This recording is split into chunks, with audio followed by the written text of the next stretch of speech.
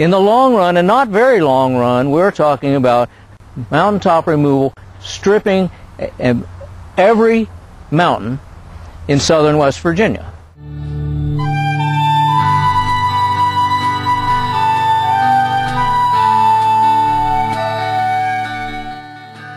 And the problem is, they're not enforcing the laws. If they have laws, they're not enforcing the laws. And they're mining coal in our homes. We did not move to where they mine coal. They're mining coal in our homes, in our bedrooms, in our kitchens, in our bathrooms. By the way, the tears are of rage. They're not of sadness.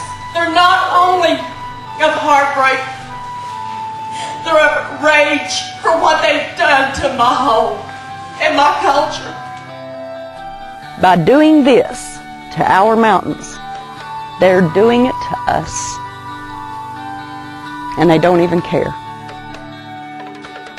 J. Rockefeller said in 1972, "I will fight for the abolition of strip mining completely and forever." He was a candidate for governor, and he lost the election. 4 years later, when he was governor, he said, "Mountaintop removal should certainly be encouraged, if not specifically dictated." I just don't understand how people can think that anything like this would be sustainable for the future, for our children. I mean, it's unacceptable. And it's all about money. Greed, money, power. The government here in West Virginia, accountable, they ain't accountable to nobody but the President of the United States. We got the very best governor in the legislature here that money can buy, and they bought him. When is it that the people in West Virginia are going to wake up? I wish I were a wealthy politician. That is what I truly like to be. For if I were a wealthy politician, everyone would surely vote for me. And the only reason that it's taking place is the fact that they got a co-president, they got a co-legislature, we got a co-governor. We caught him taking almost $1 million in big money the first year he was in office. I went to a rally here in 2003, and they arrested me 5 times in one day. And I was there at the rally, had a big sign that said, "Stop mountaintop removal." Freedom?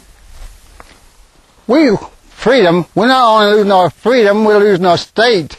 We'll be annihilated here for 6 to 8% of the coal, so people can have profit. Why don't we have a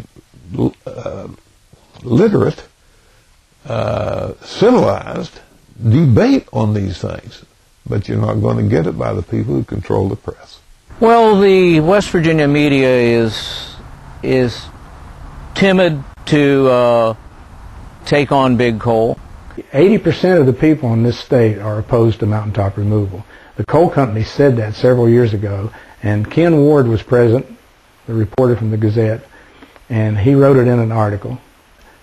That's when they said we have got to ratchet up our public relations. That's when the billboards started appearing, that coal keeps the lights on. That's when the 2 football coaches, one from Marshall and one from West Virginia University, prostituted themselves and started saying they were friends of coal. It's my deepest belief, BJ, that if we would have a ballot vote, whether to just do away with that form of mining, I think that in all probability the people of West Virginia would say no, we don't want it, for what it's doing to our people.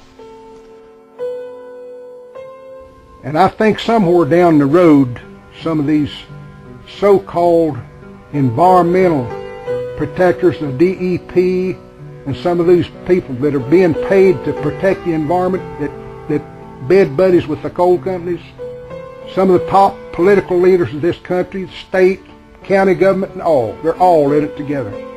I think they're going to look back after it's too late and say, my God, look what we allowed to happen. It's like closing a barn door after a horse has got away.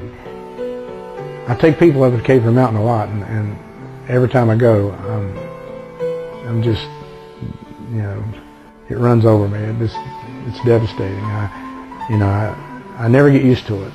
It's awful, and I'm going to die anyway, so I might as well die fighting.